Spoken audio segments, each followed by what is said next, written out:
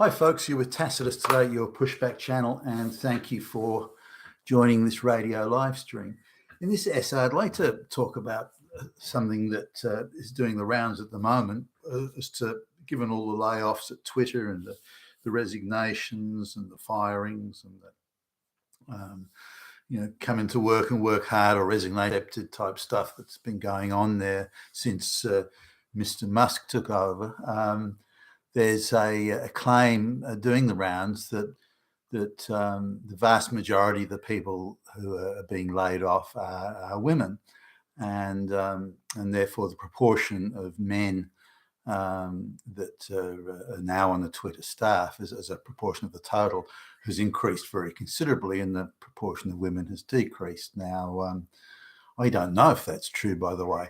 I actually don't doubt it, but I don't know for sure that depiction is accurate, although it seems to be being spoken about in all places at the moment. I suppose the leftist globalists are trying to rework their position to turn it into some new spin of oppression or something like that. But anyway, just coming to what we do know is that every woke corporation has a majority of non-white, non-male employees, and the more, unless it's a traditionally female, dominated workforce, like say nursing, for example. But outside of that, if you're looking at a businesses that I was doing business with sort of 25 years ago, that would be 99% male, for example. Today they're they may be 20% male, and where you'd be lucky to see a single non-white face 25, 30 years ago. Today the non-white faces are in the majority. So the wokeness is code speak for just hiring fewer straight white males, and fewer white people generally. So when you see an organisation like Twitter, which is at the absolute cutting edge of wokeness propaganda peddling, then you could reasonably anticipate. In fact, you could pretty much guarantee that the majority of the staff will be female, and the majority would be non-white, and that's definitely the case at Twitter. Now, what the exact ratios are, I don't know. If I look at the photographs that do the rounds on Twitter, and some of these be propaganda. Remember, they want to spruik their woke credentials, so they'd be trying to get as many women into the room for the photograph as they could, and a few men, stuck down the back, as they should be, and as they must be. And some of them were even some of them people in these photographs were even white. Damn straight white fucking Nazi fascist males. They should be at the back of the room. But anyway, so you look at the photographs and you'd be forgiven for thinking that 90% plus of the employees are female, and that at least half of those are non-white.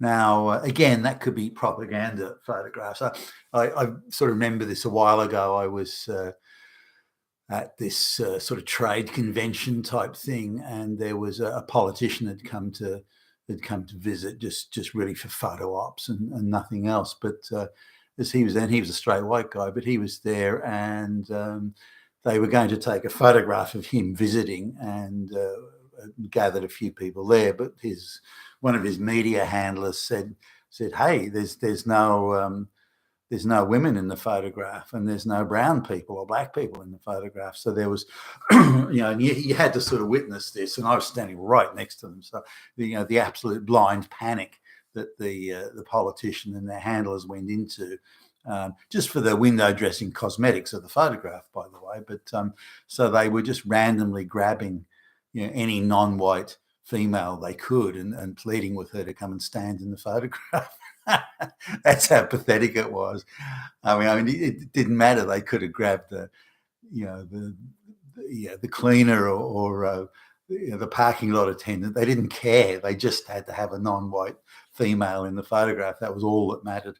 So pure window dressing there. But um, I think just based on the what I've seen and heard, it would seem that the great majority of Twitter's staff was female. Maybe not in the guys, the folks doing the heavy lifting in the programming room, but that programming room certainly had plenty of third world Indian programmers, that sort of thing, and would have had its fair share of the social justice fanatics.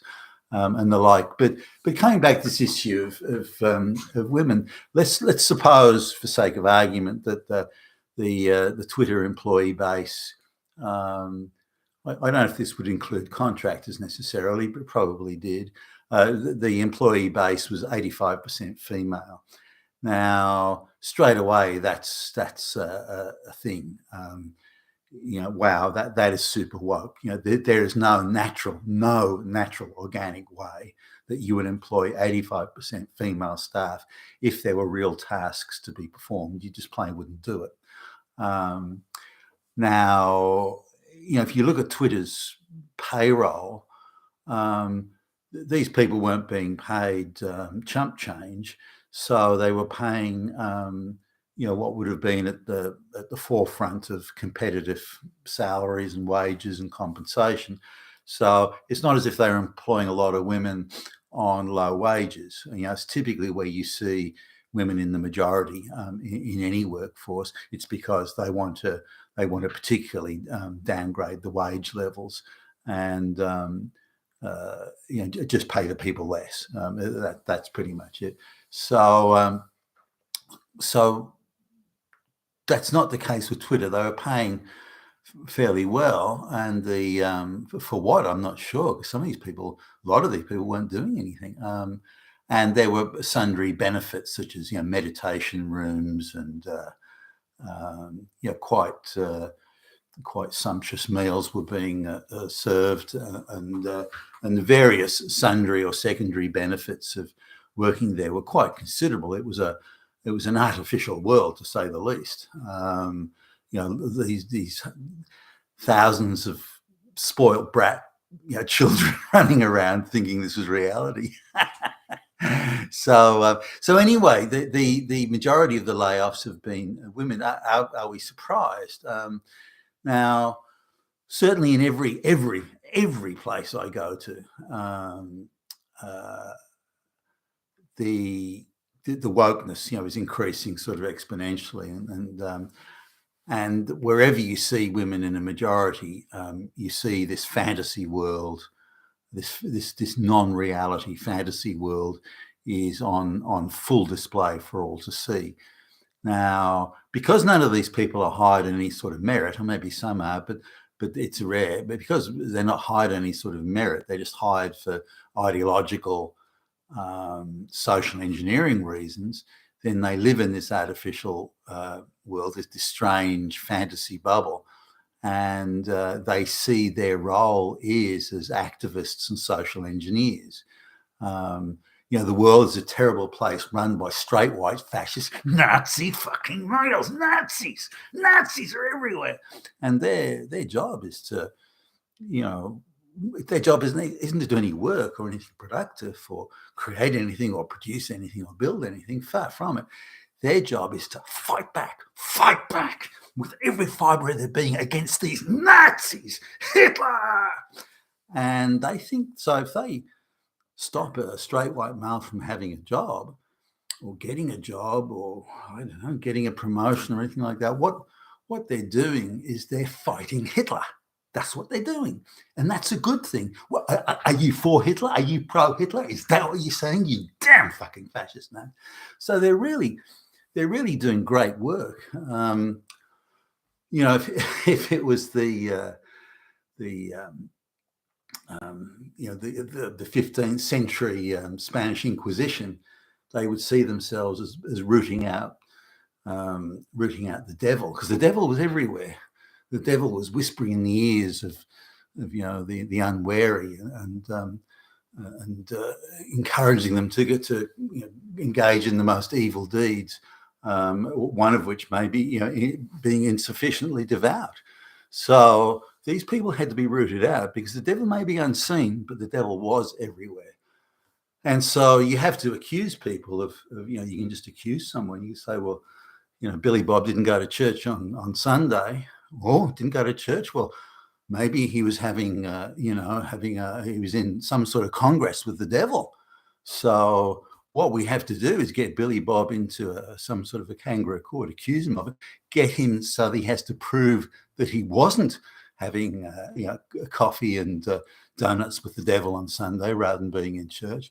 And he's got to prove that. If he can't prove it, we'll damn well fucking torture him. We'll rip his limbs off if we have to get a confession out of him, because if he can't prove he wasn't with the devil, that means he was with the devil. So we've got him. So there's this kangaroo court sort of mentality of, well, if you're straight and white and male, you must be Hitler. So we have every right to prevent you from getting something you want, because then that somehow feeds into the universe of cosmic justice, social justice as they would see it. Now, through the education system, there's so many children today, or they're adults now, that have been brought up to believe that they must be activists.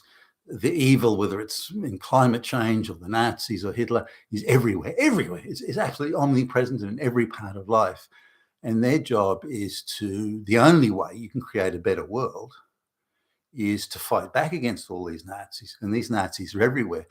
But how do you know if they're a Nazi? Well, they're straight, white, and male to start with. So that's pretty much got you there. But they believe in things like hard work. Oh, fuck. Merit. You have to do a good job. You have to arrive to work on time. You have these sorts of things. You have to be responsible. You have to accept responsibility. All this sort of stuff. And that's of course, those are the markers that they must be Nazis. The best person for the job, as in the best qualified. Nazis again. So these are the signs of a Nazi. So when you go into a place, and it could be like a Twitter or any woke corporation, you see people who have these views and been brought up to believe these views, and have had them sort of inculcated in them from high school, or even before high school, but high school and college. And then they come into the workforce and there are companies like Twitter ready to employ them. And so why would they question anything that they've been told? So they see, if we have a black lesbian as president of the United States, or as the Chief Justice of the Supreme Court, then that is such an incredible achievement, because it stops those damn fucking fascist Nazis that are everywhere, and we have to fight against them.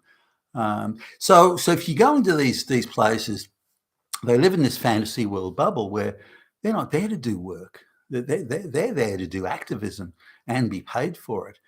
They don't see it as activism necessarily. They see it as bringing a new justice, a neo-justice to the world, a neo-justice where straight white males hold no positions of authority, and are the pack horses of the black lesbians. And this is a reversal of how it was, and thus is a world of great social justice and great achievement. We're progressing, we're stepping forward. This is a better world. Now, it's of course very Marxist, but these people don't necessarily understand that. Now, in the Marxist world, they don't have the luxuries of sumptuous meals being served and having meditation rooms and things like that. Far from it. If we look at the Soviet Union Marxist society, if you were late for work 3 times in a given period, I think it might have been a month, you could go to prison for that. So what was it, a paradise of sitting in meditation rooms whining about the evils of Nazi? No. No. Now, but what time off was given to ideological studies.